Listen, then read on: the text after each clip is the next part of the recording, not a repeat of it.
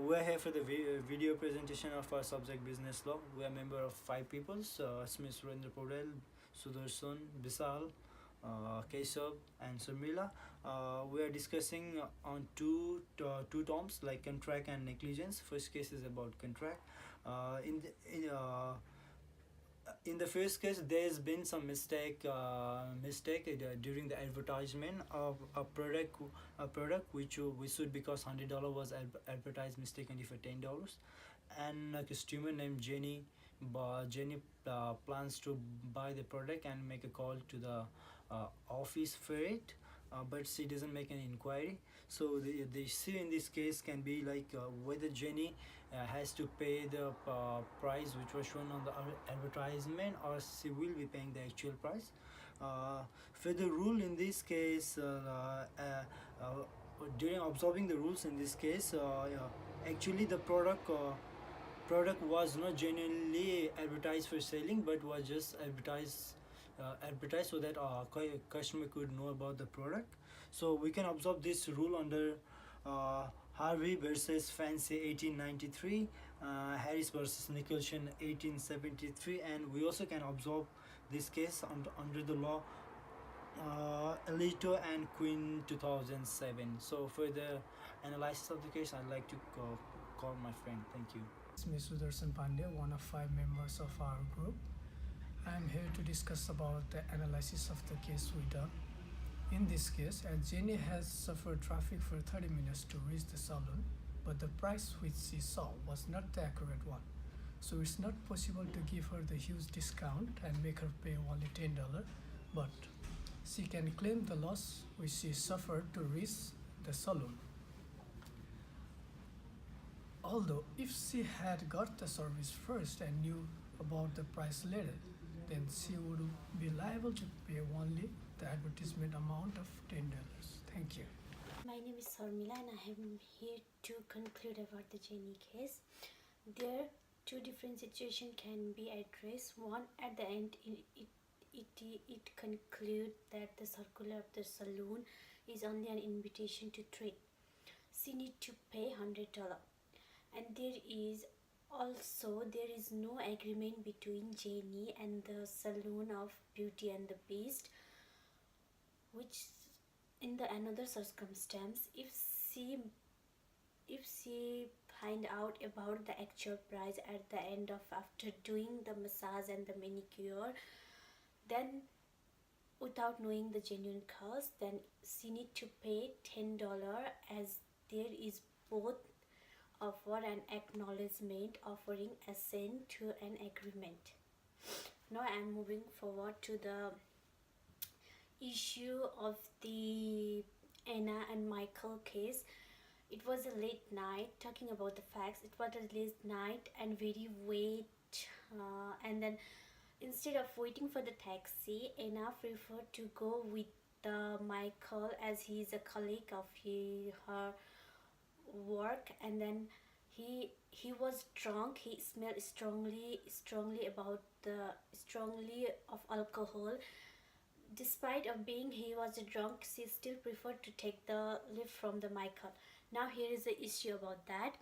Does Michael owns the duty of care to Anna despite of being a professional driver? Does Michael owns the obligation of consideration to the Anna, as well as it was his negligence? So does Michael is negligent about taking the responsibility of Anna because he gave the lift in her first place?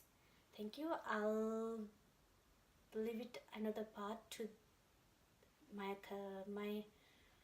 friend to explain everything about this case. Thank you. Hello guys, this is Keshav Sharma representing Group 5 of Business Law Group presentation, and I'll be discussing today about Anna versus Michael's case. Let's discuss about the case scenario where here is a Michael who is a drunk driver and Anna is a passenger who desperately needs lift to get home. So from the case, what we can see that Anna accepted lift from the Michael because it was late night and it was raining heavily. She was left with no options at all. As you know that something is better than nothing, so if she knew that Michael was a little bit drunk, but also she accepts leave from him to get home. Since Michael is a professional driver because he has been provided with driving license from the authorized authority, so he has some responsibility towards Anna, that is called duty of care.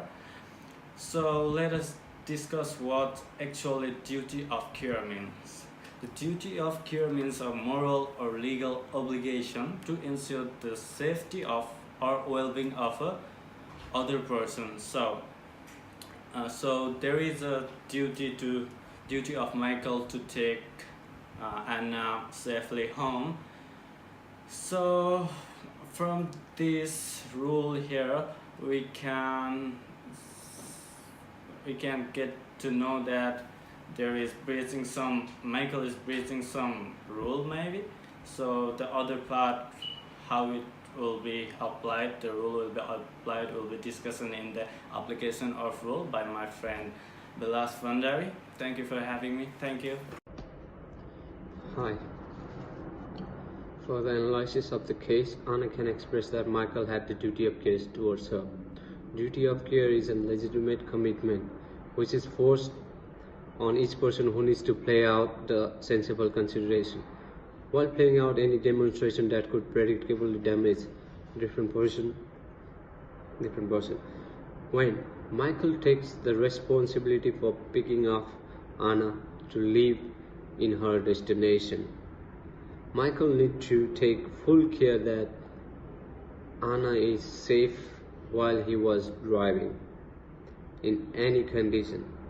It is critical to take note that respondent own an obligation to the offended party in this case.